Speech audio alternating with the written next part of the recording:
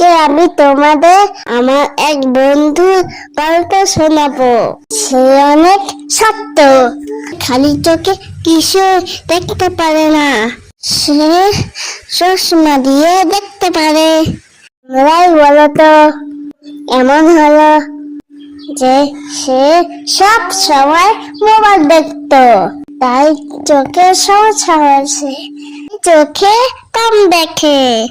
আমাদের চোখ তার মতো যেন না হয়, যে জন্য আমরা ফোন দেখবো না, আমরা শুধু খেলাধুলা করবো, বই পড়বো, হাতে দিয়ে খেলবো, খেলনা দিয়ে খেলবো, আব্বু আম্মুর সাথে দুষ্টামি করবো, সুন্দর সুন্দর গল্প শুনবো।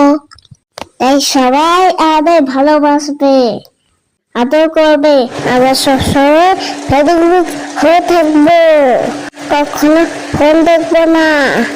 ওকে, বুঝতে পেরেছো সবাই?